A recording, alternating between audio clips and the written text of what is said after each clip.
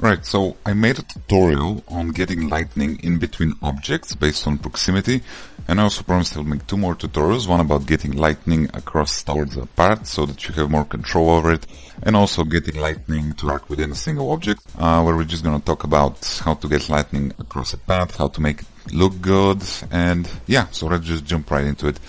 And the first thing I'm going to do is I'm going to spawn in a curve with Shift A, going to curve and spawn in a Bezier curve. Alright, I am then going to edit this curve a little bit so that it's not exactly lying on the world center, and I will just nudge it into a more comfortable shape, and I will go into my GeoNode setup. It might look different from you, from your setup, but just make sure you have a geometry nodes editor opened anywhere. You do that from these buttons up here, they're on every window. And yeah, let's get right into it. To add a geometry node, the first thing you want to do is click this new button. There we go, now you're basically good to go. And first off, we're going to want to resample this curve, because currently this curve only has 2 control points. If we go into edit mode, we will see that, but we need a lot more. So we will resample based on length, which means the longer the curve is, the more points we get. And I would set this up to be something high, like 1 meter. And we'll notice this jankiness, which is not desired, so we don't want to go too low. I maybe overdid it over here. Make sure that in your object data properties, the resolution preview of your curve is maximum, 64, because otherwise there's some discrepancy with the way Blender previews curves and what is actually getting resampled here. So anyway, let's just set it to something like 0.3 and talk about what we're actually going to do next. So the first thing is we're going to want to add some noise to this curve, and basically this is going to be a big noise, big scaled noise. So to do that, we're just going to set position, which allows us to set the position of every point on this curve, and we're just going to use a noise texture. Now the noise texture gives us a color output, which sadly, since it's a color, it contains the values 0, 0, 0, all the way to 1, 1, 1, which is not very good, because a vector, in order for it to go in every direction, it needs to be from -1 to 1.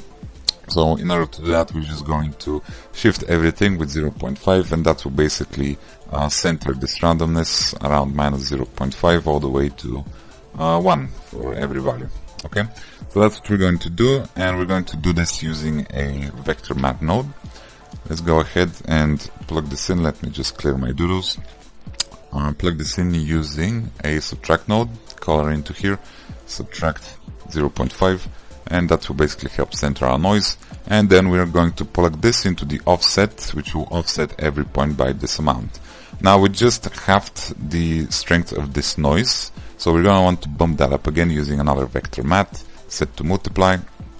And now we can see that we can change the scale of this noise as we please. For this noise, we're going to want to set roughness and detail to 0, and then give it a very low scale, something like 0.5. Now what we're going to notice is that the noise is affecting our entire curve, and this is because it's equilateral. So to fix that, we want to multiply this value by our factor. So if I bring in a spline parameter, and a spline parameter, and the spline parameter gives out a factor which goes from 0 to 1 from the start of the curve to the end of the curve, and we can see that that's basically what's happening if I shift the noise a little bit. By the way, if we use for the noise, we can shift the noise in space. There we go. See how we have made the start stay in place. But what we actually want is not just the start to stay in place, but also the end. So to do that, we would need something like this, a map that goes like this, 0, 1, 0. And to do that, we're going to turn the linear transformation of this factor, which if we plot this out, if this here is the factor and this is the length of our spline, will be a linear transformation from 1 to 1, or whatever the length is here. But what we want is to turn this into more curved transformation, so basically we're going to want to do this. Alright, which is really just a parabola if we continue it, and more specifically the parabola for this case would be x squared minus x squared plus x. Okay, and then we're going to multiply all of that by some number in order to adjust this maximum value over here, basically. If this is our maximum value, this is how it's going to function. So let's go ahead and do that real quickly. So all we're going to need is a mat node. We're going to plug this in, or I'm temporarily going to disconnect this with Control right click. So plug this in here, factor, set it to power. Hold on, let me find power, set the power to 2. Shift D to duplicate this mat node, connect this here, set it to multiply, and we're going to multiply by -1 in order to flip it. Duplicate again, set this to add, to combine this with the original X. And then this is going to go through another multiply node, which will be basically the strength. So if I then take all of this, and by the way, at this point I would group all of these nodes that are related to the noise with Control G, tab out of that node, and then I can just rename this to Smart Noise. You'll see why in a little bit why we're calling it Smart. Tab to enter again, and then we're just going to continue. Like we said, we want this value to control our map now, or rather our noise. So as I change this, you can see how it's applying the noise only to the middle of our curve. Alright, and it's applying it in all directions. Of course, this is what we want. And the W lets us shift that noise in 3D space. So I want to see my curve, my original curve. To do that, I am going to use a joint geometry. And I'm going to place my group input at that point. And now I can see my original curve and the curve that is getting spawned around it. You can see as I increase that, we're getting this very nice arcing thing, which is what we're really going for. We want to basically arc our lightning. However, I would lower the scale even more to something like 0.25. Yep, and maybe boost up the strength. And now we need to talk about one issue, and it is the issue that as this curve gets longer, our noise, the scale of our noise, and also the strength of our noise doesn't really change. But we essentially want the boost, this strength multiple over here, to increase with the length of our spline, and the scale to actually go down with the length of our spline. So in order to achieve that, there's actually a node that gives us access to that information. It's called spline length. Spline length is a value that is just on every point the same. And if I multiply that spline length by this over here, we can now see that as we increase this, we're essentially increasing the strength of the boost. But in order for us to still have some sort of control over it, we're going to need another multiply node right here. And that will actually control the boost at the end. So now the boost is related to the length of our curve. As I'm increasing, you can see it's curving out more and more. And we need to do this, we need to do the same thing for the scale. However, the scale needs to decrease as we increase the length. So that will be a divide, and in the bottom we will plug in this length. And then over here, I would plug this into scale. And now I can control the scale with this value up here and get something like this. It looks like it's arcing pretty well. Let me try a different W to make sure that we do have what we want. Maybe I'll decrease a little bit more. Yeah, this is pretty much what we're going for. And as we are increasing this, we can see that now it's behaving more as we want. It's now the scale and the boost are related to the length. You can play around with these values, of course, and you'll be able to also animate them later on for even more precision on this. But basically, we're going to leave it at this, except we want to have controls for this node group, the smart noise. And to do that, we're just going to plug in this value over here, and we will call this scale. And maybe we should be a little bit more specific, noise scale. There we go. And I will also plug in this value over here, which is the boost. I will call this noise boost. And one more for the W, which is over here. And we'll just call this noise W. So now we can control all of these things from out here. There we go. We can control the scale. You can control the boost. And with that, we're pretty much done with the noise. So let's actually talk about what else we need to do. This lightning also needs to fork. You know, lightning, if this is our lightning, it needs to fork out a little bit. And even those forks can have forks of their own. So we're going to do that. Let me just clean this. And in order to do that, we're going to use an instance on points node, which is going to take this geometry of the curve as it points to instance on. And what is going to instance is a curve line, because that is the simplest curve we can make. It has a start and an end. Plug that into the instance and plug this into joint geometry so we can see them. And there we go, our instances on our original curve. So the first thing we're going to want to do, after I save my file really quickly, we are also going to want to align them a certain way.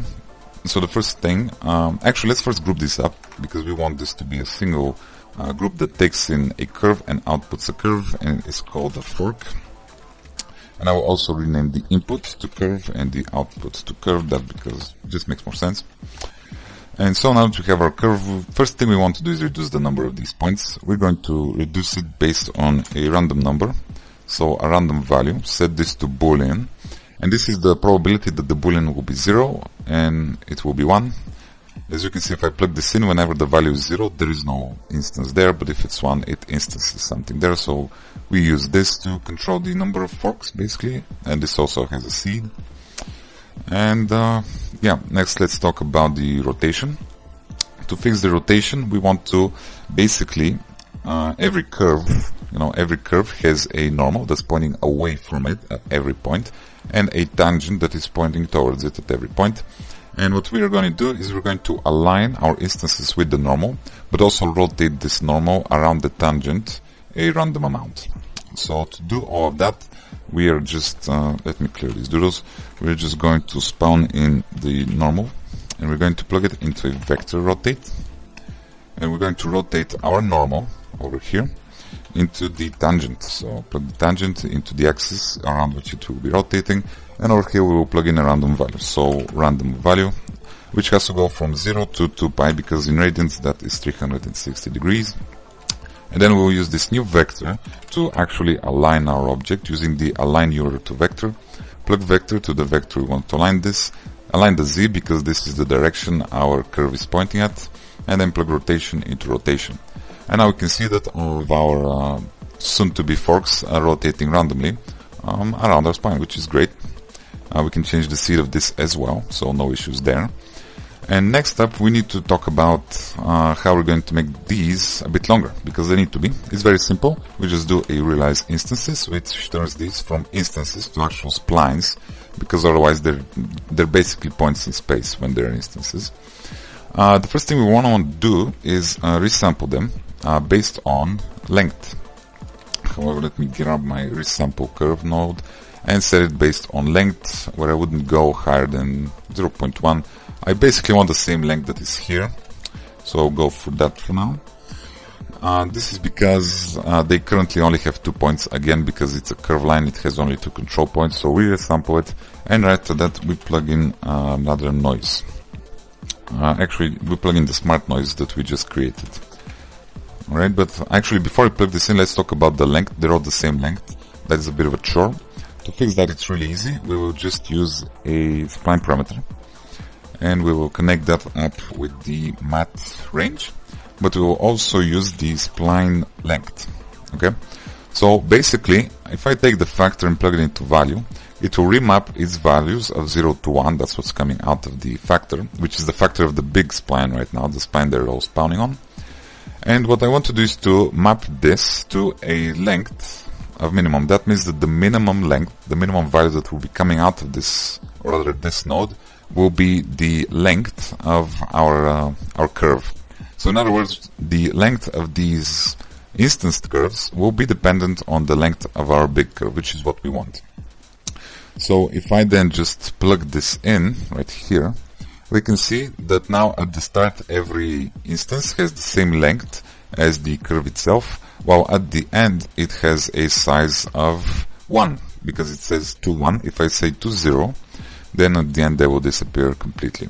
And we want to keep this at 0, and the way we're going to be controlling the length of the forks is through these two sliders. As I change the minimum, that changes the length at the start, and the maximum changes the length at the end. Basically, that's what we're going to do. I'm going to just leave this 1 for now, which means that there is going to be a length of 0 at the end. Alright, so after that I will finally add the noise by just plugging it in between here, and I will adjust the scale to something that I find reasonable. Same thing with the boost, something I find reasonable. And we can see that just like the big spline, shorter splines get affected less by this noise, which is what we want, otherwise it won't look right. Another thing I forgot to do about the rotation, you can see all the splines are aligned to the normal, but we actually want them, if we look at a picture of real lightning, they're really facing forward a little bit. So we want to tilt all of these residual splines forward. We'll do this with an arrow, align to Euler, and we will align with the tangent. Now you can see whenever they're aligned with the tangent completely, they're facing forward, and 0, they're facing back. Basically, we want to randomize this, so I'll plug in a rather random value, which is going to be between 0 and 1, right here. There we go, and now we can see that they're sort of facing forward a little bit more. So, what else do we actually need to do? We can actually play around with this size over here. I think they're a bit too big at the start. You can actually change how much they're spread out if you just change this minimum value, if you want them spread out a little bit more, which I do at this point. And then all we need to do is, let me just, yeah, I'm getting confused by the first line over here, so I might just get rid of that, the control line. We can see it in edit mode pretty well, I think, anyway. And then the coolest part is probably because what this takes in is a curve and it outputs a curve again, we can just shift this thing, plug it into here, and just create curves on those curves. There we go. How about that? Now we have curves on the curves we instanced in the first space. However, let's just plug in some controls here real quickly. The first control we're gonna want to have is the count, which is just this probability value over here. I'll plug this in. Another thing we're gonna want to control, I guess, is definitely the length. So I will plug this in, and also this, and I will call these base length and tip length, or just end length. And now if I hop out of here, I should be able to adjust the, or let me hide the second forks with M. I should be able to adjust the base length with M, and indeed I am. And the end length with the second value. Okay, and also this should be the count. Yeah, I can also adjust the count that I'm getting there. So that's pretty good, pretty much something like this. This is already starting to look like lightning, if you ask me. Yep, and then what we need to talk about is actually turning this into geometry. Because currently it's just a bunch of splines. If I disable the viewport, they disappear. To do that is very simple, just hit them with a curve to mesh. Curve to mesh right here, and the profile curve that it will use is a curved circle, if I can find that. Plug that in here, set the resolution to something small, and we'll notice that it's all very big, it's all the same radius, and we don't want that. In order to fix that, actually, we need to set up some radius properties, so that would be before, or rather after the noise. I mean, it really doesn't matter, let's just do it before the noise. We need to set the radius of the curve, because the curve radius is what it's using in order to determine the thickness. So I'll set curve radius, and I want the curve radius to be controlled by the spline parameter. If I plug that into the factor right here, well, you can see it. If I go ahead and mute these and these, we can now see it. Now it's 0 at the start and 1 at the end, that's why it's giving me this shape. Basically, we want to run this through a map range node, which will allow me to set up a custom start like 1, and a custom end like 0. This is a bit too thick for my liking, I'll reduce it. And then there we go, this is basically I think everything we needed to do about the radius. Now if we re-enable this node, we'll notice that it's still too big. That's because I need to set the radius for it separately. Let's go ahead and do this after the noise. It really doesn't matter if you do it before or after the noise, just set curve radius as well. And once again, spline parameter. Once again, a map range, plug this into the value, and we will just remap this to 0 at the end and 1 at the start. And if I plug this into the radius, we can see that now we can adjust it. Now, the radius at the start needs to be dependent on the radius of the spline they're spawned on, okay? Because here we see this mismatch, and at the end we see they're way too big. To do that, we actually have to capture that as an attribute. So this is the curve that's coming in. If I hit in capture attribute, and if I capture its radius into this float parameter, I should then be able to just use the radius at the start as the driver of the minimum radius, or the radius at the base of the secondary curves. And there we go. Now that works the way we want. They're snapped with the exact length they need to be. And it'd be nice to have a control for this, because usually you don't want the lightning at the base to have the same radius. It needs to be smaller. We'll just modify this with a math node set to multiply. And we'll just lower that a little bit at the base. And it'd be nice to also have a control for this outside of this node. So plug this out here and call it something like radius. Okay. And now we can control that. I can enable the second node, which will also work just as intended. And I would say we're on our way to pretty good lightning. In fact, the only thing we need to do now is maybe play around a little bit with the base radius. Okay. And also maybe increase the secondary forks a little bit. Yep, we can do that. Maybe just give a little length to the forks at the end. There we go. Same over here, I suppose. The end length. Although the tier 3 forks are really, really thin. So I don't know if you can even tell. Maybe decrease the base length a little bit. Really, I'm urging you to play around here. Alright, so the last part, I guess, is a little bit of noise, because currently this is way too perfect. They're way too smooth, and lightning is very noisy. To do that, before we actually turn this into a mesh, we'll take all of our joint curves and we will plug them through a smart noise. However, this will be slightly different noise. I will click this number here to make this a unique node and rename it to just noise. Because unlike the other noise, this one will not be dependent on the length. So go ahead and plug that out. And noise scale just directly controls noise scale. And the same over here, where we don't want this. Okay. And then noise boost just directly controls the boost. So now we want this to be very fine. So very large amounts, something like 25 on the noise here. And we can see that we are getting something. Maybe play around with the boost. However, I'm not saying I don't have enough resolution on my initial curve. I will fix that just by changing the resample to 0.1.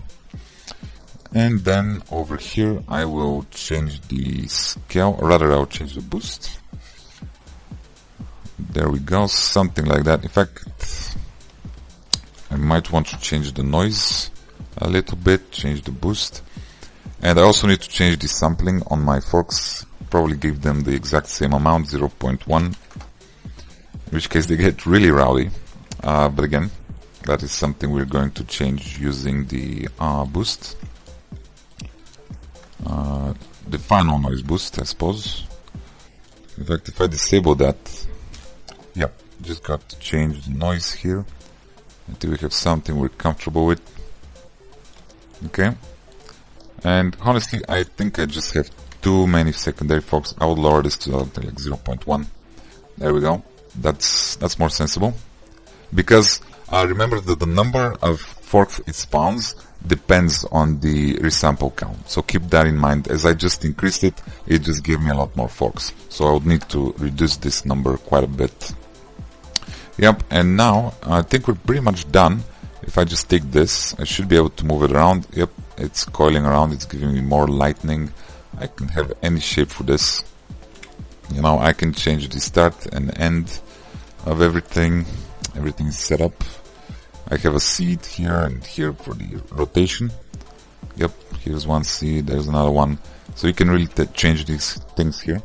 What I would recommend having a control for more than anything is the W of this noise. So plug that out. And now I can control this from over here. And if I just have a single value driving all of this, or why don't I just use the group input? So this value driving this W, but also it will control the W over here and over here. In my modifier stub, I will now see this, and I can just control the W, which just makes the entire noise, the entire lightning just kind of dance around. And you can animate this, of course.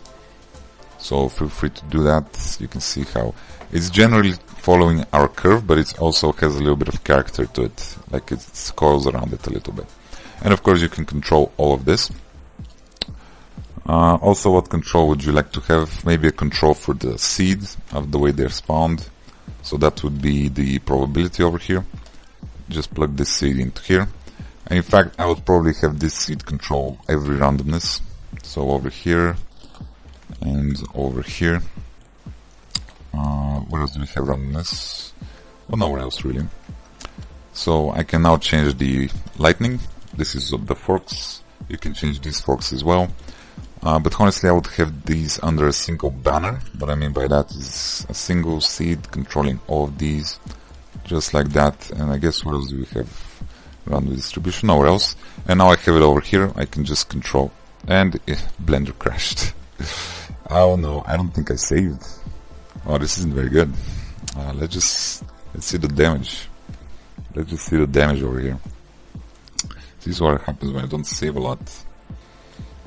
That's it, right? Oh, okay, we did lose some progress. That's okay. All I was doing is I was just plugging things out into the output and showing you how you can control multiple things at once. And it seems I lost all the progress on the noise. But I think we were there anyway. So I'll just skip that for now, and I'll just show you how to continue this. Basically what you need to do is set a material after the curve to mesh. And your curve, you want to give it 2 materials. So the first one is just the one it's going to have. And then the next one will be the actual lightning. So I would rename this to lightning. And I can just plug this into here, or I can plug it in with the group input. It doesn't matter. And then if I just go into the shader editor, I change it to render view. I go ahead and turn on the bloom. I should be able to make sure you're on the lightning in your shading editor. Increase the emission to maximum. Change the emission strength. And if I hide the viewport, which is done with this button up here, you can now see your lightning.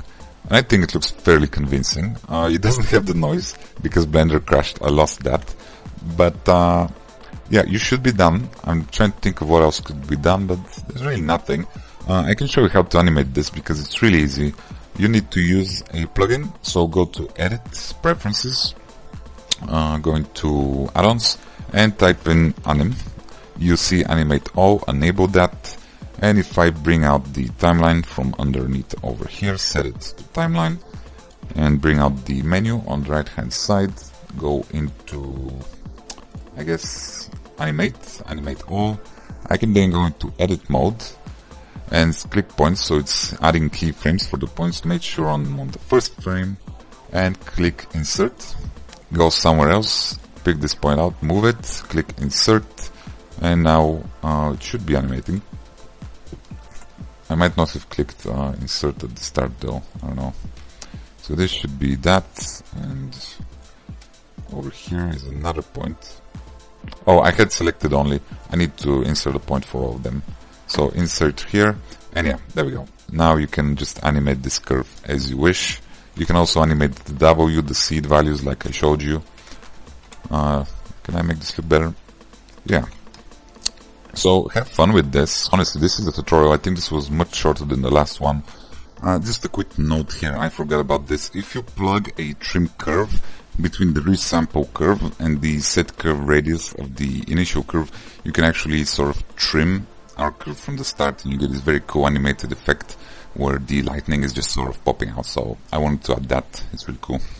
And also, if you just want to draw curves like I did in the video, all you have to do is be in edit mode of the curve, and then there is this draw button which will allow you to just draw any shape for your lightning.